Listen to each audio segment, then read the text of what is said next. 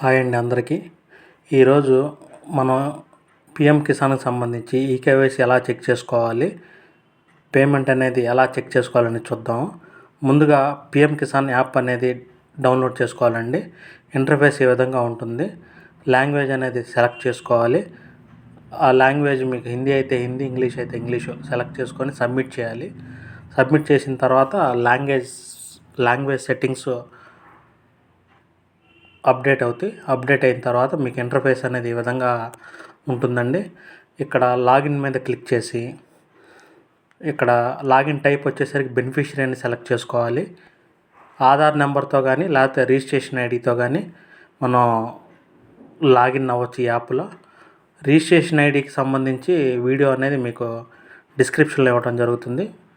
మీ mobile number ద్వారా కానీ మీ Aadhaar number ద్వారా కానీ రిజిస్ట్రేషన్ నెంబర్ ఎలా పొందాలనేది ఆ లింక్ కూడా డిస్క్రిప్షన్లో వేస్తాను. అది కూడా ఒకసారి వీడియో చూడండి. నేను ఇప్పుడైతే రిజిస్ట్రేషన్ ఐడి అనేది ఎంటర్ చేశాను. ఎంటర్ చేసిన తర్వాత ఓటీపీ వస్తుందండి.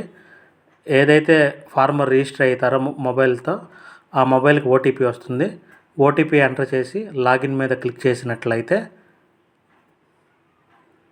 ఇక్కడ కొద్దిగా టైం పట్టిద్దండి ఓటీపీ రావడానికి. ఓటీపీ ఎంటర్ చేయండి. ఎంటర్ చేసింది లాగిన్ మీద సబ్మిట్ చేయండి. సబ్మిట్ చేసిన తర్వాత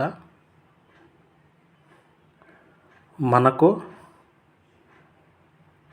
సబ్మిట్ చేశానండి. పిన్ సెట్ చేసుకోమంటుంది. పర్సనల్గా మనం ఏదైనా ఇవ్వచ్చు. న్యూమరిక్స్ 6 డిజిట్స్ మాత్రమే ఇవ్వాలి.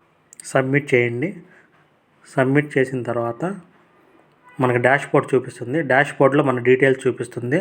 ఈకేవైసీ ఎస్ అని ఉంటేనేమన్నా మనకి అమౌంట్ పడతాయండి. ఈకేవైసీ నో అని ఉంటే ఈకేవైసీ ఫర్ అదర్ బెనిఫిషరీస్ కూడా చేసుకోవచ్చు. ఆ ఆప్షన్ మీద క్లిక్ చేసి మన ఆధార్ నెంబరు సెట్ చేసినట్లయితే ఆ పర్సన్కి ఈకేవైసీ అయిందా లేదా అనేది చూపిస్తుంది. ఈకేవైసీ అయితేనే డబ్బులు పడతాయండి. ఈకేవైసీ అవ్వకపోతే మనీ అనేది క్రెడిట్ అవ్వదు. ప్రతి ఒక్కళ్ళు గుర్తుంచుకోవాలి. ఈకేవైసీ అవ్వకపోతే ఆధార్ ఫేస్ ఆర్డీ అనేది ఇన్స్టాల్ చేసుకొని మనం మొబైల్ యాప్ ద్వారా కూడా ఈకేవైసీ కంప్లీట్ చేయొచ్చు. దీన్ని అందరూ గుర్తుంచుకొని ఒకసారి మీ యొక్క